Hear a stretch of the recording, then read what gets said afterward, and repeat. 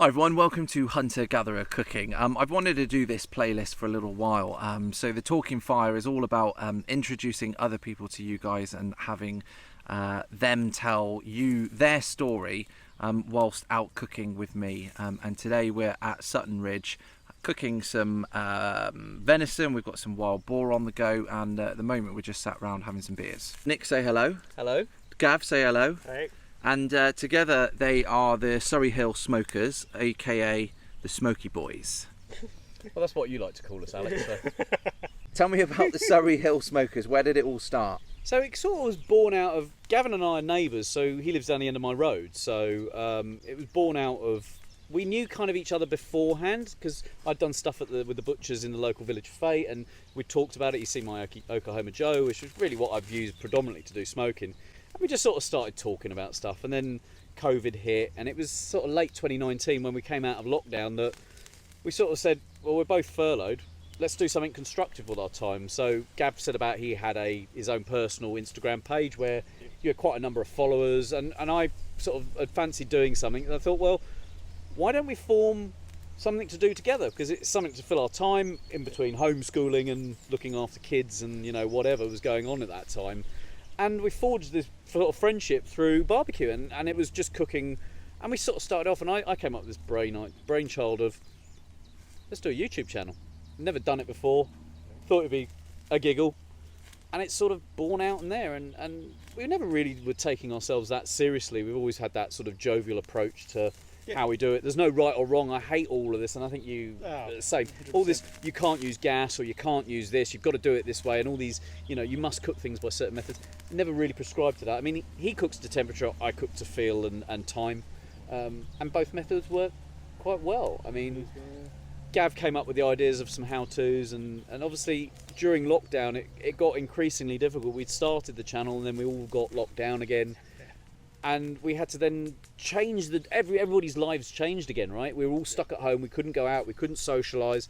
So we decided to then take it on and do the lockdown specials, which were done individually, which was a bit strange because part of the fun of it for us is cooking together. Oh, really? You know, you love that part. I love that part, and we get the kids involved, as some of you've probably seen on the YouTube channel, which isn't vitally important, I think, as well.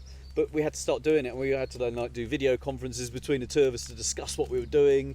It just got very strange, but thankfully we're out of that now and we can start cooking again. We've had a number of personal things going on in our lives that have sort of delayed us doing stuff, and it's great to be back out cooking again. Built a friendship. I mean, we're like brothers. We aren't brothers, but we're like brothers from another mother. But you know, it's forged a friendship through a common love of cooking over fire. What's been the successes so far?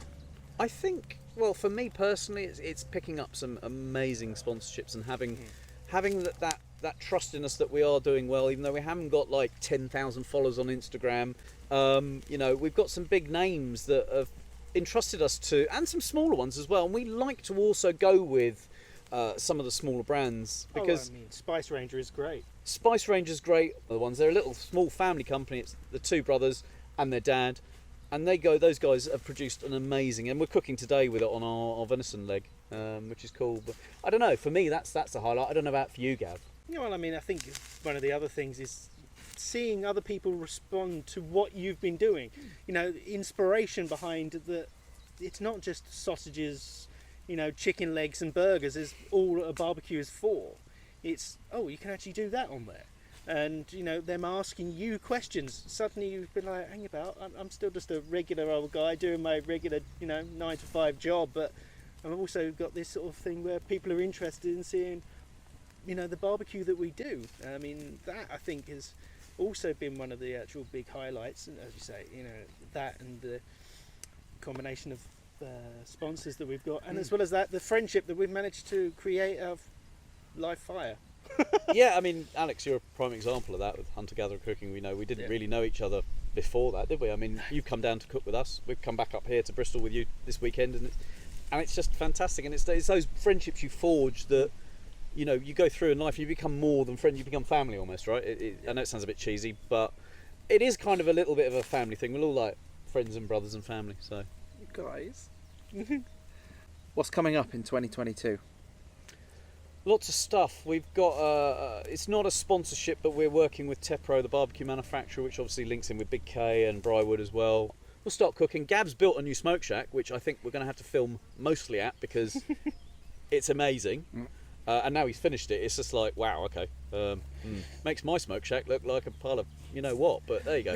It's different. Mine's rustic, his is professional. I mean, that, and of course, the live fire cooking like we're doing right now with the Petromax amazing. equipment is stunning. I mean, the surroundings that we're in right now is. Even when we did it Could you in ask winter for more? with the at Hyde Orchard when you came down, Alex. I mean, that even though it was a cold day, I know we had the tent set up and we did a sort of spoof campfire cooking thing. And it's actually cooking over fire like this is kind of cooler than sometimes the offset smoking, and it's more fun. It's more social for sure. It's more natural. It's primal. It's going back to the way things were. I mean, Cooking meat over fire. Now, this probably won't do any good for your vegan viewers. Not that you probably have many. I hope not. Well, I know. If there are, they're going to be highly offended by the amount of meat that's on being cooked today. But, you know, all of this stuff will go on our YouTube channel. And we're picking up subscribers. We're not at the levels that maybe you are, but, you know, we're younger than you. We've, as I say, we started... You're not younger than me. Well, not personally, no, because I'm probably the oldest one here, you know, being an old git. But somebody's got to be responsible. That'd be Gav. We've been going, you know, since late 2019. So... yeah, no, we are young, but it's a slow process. That We're is getting 3 years. It is 3 years, yeah. So we've been going the same time. Have we? Yeah. Damn it, how have you done better than us? April 2019. What advice would you give someone who wants to start up something like this? Prepare for hard work. It's a lot harder than you'd imagine. Getting to those milestones with YouTube is impossible. We thought it was... I mean, we naively went in and thought, it'd be relatively easy to get subscribers, Instagram. Don't think that people go from Instagram to YouTube or YouTube to Facebook or Facebook to YouTube. You know, it doesn't work like that. Each one is a separate entity and you have to manage it like that. You have to put a lot of time in. Filming takes inordinate amounts of time. Editing time. If you can't do it yourself, you're going to have to pay somebody. But, I mean, it's part of the fun of it. We don't do this because we expect to be easy. But I would say... don't underestimate the time vacuum that it is. So be prepared to constantly learn and take criticism as... but let's be honest though, despite what Nick's saying, don't ever let anybody say that you can't do it. Exactly. Go out there, give it a try. What's the worst case scenario? It fails. It's not cost you anything, is it? It doesn't cost you anything. Go No. and enjoy. Go and cook around a live fire. It's really, at the end of the day, it's what makes you happy. Yeah. You know, if you're happy, doesn't care about anything anybody else says. It's what makes you happy and it will keep you going. And I'm looking at this wild boar and this venison on the grill here, and it looks...